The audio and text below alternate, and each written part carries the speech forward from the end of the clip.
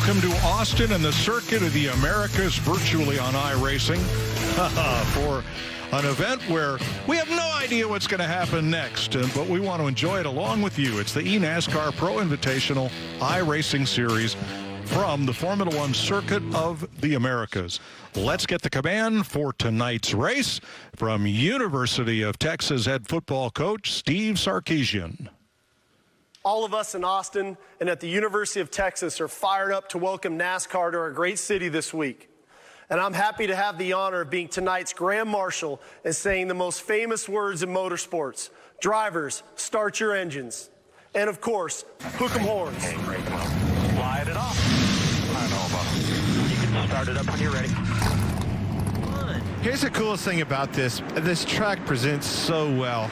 Honestly, even this iRacing, I'm telling you, I cannot wait for Sunday to be able to call this race for these guys, because you think, trust me, if they get through tonight, they're going to be just fine on Saturday. Look, this guy just wrecked the field coming to the... Who is that? 87 just wrecked before we took the green. Yeah, that was Jesse Luigi. You stay back there, boy. You stay back there. Green, green, green. Oh, they're already dive-bombing in the first turn. No! Davison with a protective line on the inside at turn 1. I'm 20 wide. Oh, yes, you are. How in the world did they all make it through there so far? Well, the track's very wide at that point, Jeff. What's cool is there's such elevation there. Now you're coming through the S's, and these... I just got wrecked. These... shocking. and these S's, Mike, they're totally different. Most S's are either the same as you come through them, or they kind of open up and get faster. These actually close down and get tighter as you get to the end of these S's. There's a lot of turns. Oh, I got a visual aid, all right here on the dash. What corner's next? Well, I think you might be looking at that map a little bit more than you're looking through the windshield right now, man. The car gets really light there, and it's if you're on full throttle coming over that crest, bye-bye. Yeah, Mike, you're the expert here today. Something's happened, Jeff. Mike just told us how to drive this track. Well, because he's run more laps than any of us have. That means we're going to have to go to a history lesson for this week. He's going to do our job. We got a long road ahead of us, buddy. No. I tell you what the challenge here is that some of these corners, like what corner just come out of 11? And there's another one that's like this too. The apex of the corner, turn 1's like this. Well, I'm out of control when I'm talking here. I slow down when I talk. Anyways, you can't see the apex of the corner because it's there's a spot. I'm talking. This is awesome. Anyways, you can't see the corner. Oh, I need to shut up. I'll talk to you later, guys. Catch me later. You had me on the edge of my seat, Joe. I couldn't wait to hear what you were going to say. Right. There's something about not being able to see the apex of the corner here. Well, let's see if Joey had a little help here, or a lot of help. What do you say? What do you say? Well, you went in a little shallow. Oh, I just got tagged again. You got to be kidding me. Here's what I think. You went in a little shallow, and then he took you out. Yeah. Left that door open just a crack. Boom. So what did you think about that, Joey? You got those fresh Mr. Feel-Goods now. Well, here's the deal. I spun out 2 times there in the last couple laps. I just wanted some tires. The car's a lot easier to drive now. So I'll take that. I'm okay with the strategy.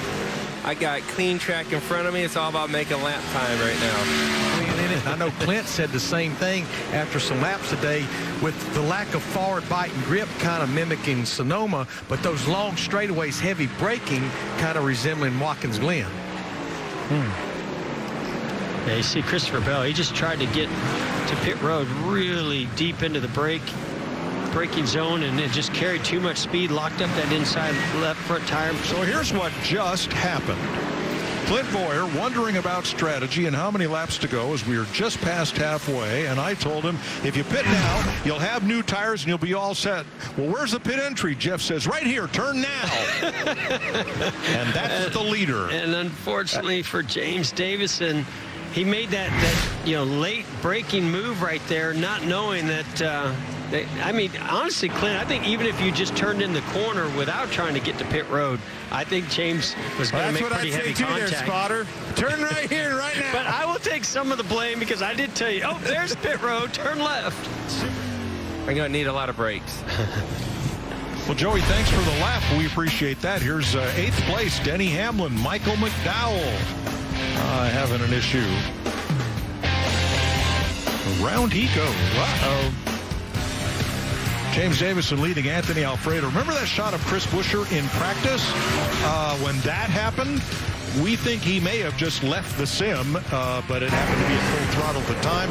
This was not an iRacing. No, this was Watkins Glen. Jimmy Johnson. Incredibly hard hit in the Herzog car, I believe, but a happy ending with those foam barriers. Jimmy climbed on the car, gave a Superman-style salute, and walked away. That's when you salute and jump up and down because you survived what you know was one of the most spectacular wrecks you've ever been a part of. And then went on to become a 7-time Cup champion. James Davis, Clint has spun again. James Davison out front at Circuit of the Americas. Anthony Alfredo second. Bringing it down under 10 seconds is the lead. Love looking at all these different setups that these guys have. Some of them with these elaborate rigs, and then guys like Garrett Smithley not just has the steering wheel that it looks to me like it's one of those that's clamped to the table, but this microphone that he has. We always going on. Yeah, we always joke that he's got a podcast going on while he's racing. Might be. Here's Chris Buescher having a great drive. He's top 5 right now. He is just about a second. That's Tyler Reddick, 4th place car just ahead of him. He has been stalking Tyler Reddick, trying to force Tyler Reddick into a mistake and try to get this position to get to 4th. But he's also got to be defensive, Jeff, because Denny Hamlin's in his mirror. Yeah, Denny's been another one of those guys that has really been putting some great laps together. Oh, look at Joey coming into the mix here. Fresh now tires. there's a heck of a battle going on. Go up there and mess with Reddick. Let's keep this thing interesting. You want to keep it close? Yeah. Okay. Man, this is not much fun. Clint, I'm going to make you feel better. One to Only go. 2 laps to go. Two to go. Well, this wreck again. I don't even know. Man, I was just wanting to beat Newman.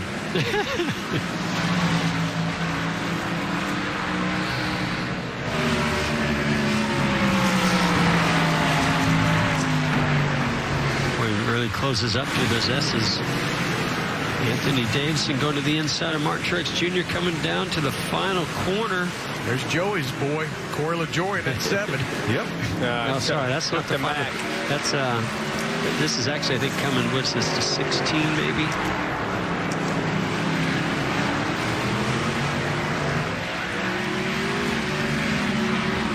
Yeah, so they'll have this sharp left-hander, then they'll get to 16.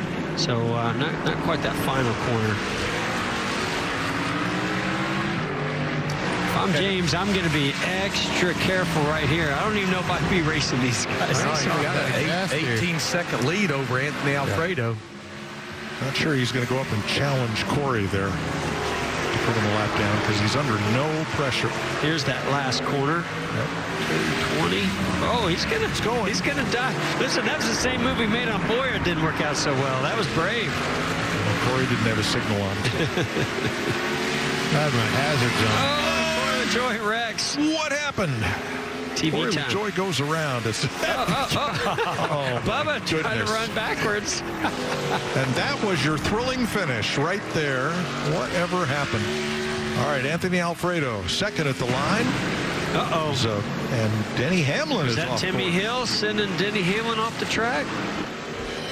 So, but for the pit stop, James Davison had this thing wired.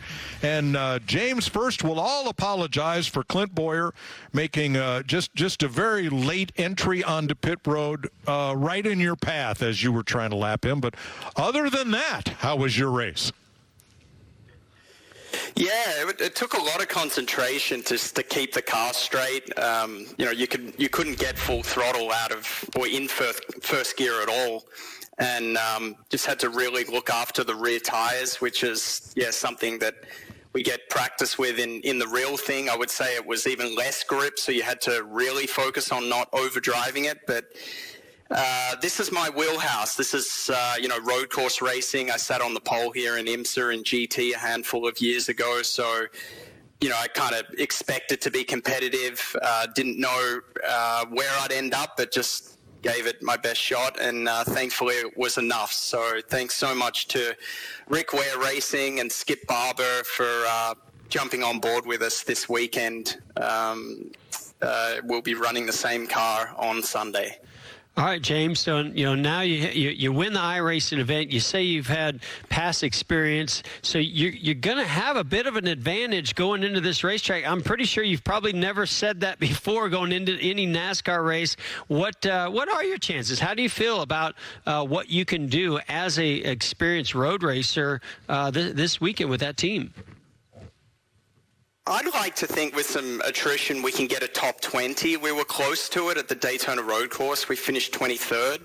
And, given our underfunded situation, that's a great result for us. So we need to be realistic. We were nearly 4 seconds off the best lap of the race by Chase Elliott at Daytona, given our situation. And, I hope there's going to be rain, because that will really play into my hands and my experience.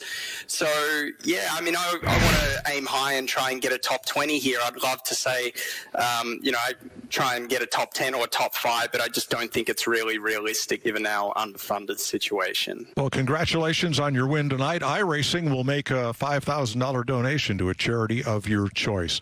Well done, and we'll look forward to this weekend. For more great NASCAR on Fox content, subscribe to our channel. It's somewhere right around here.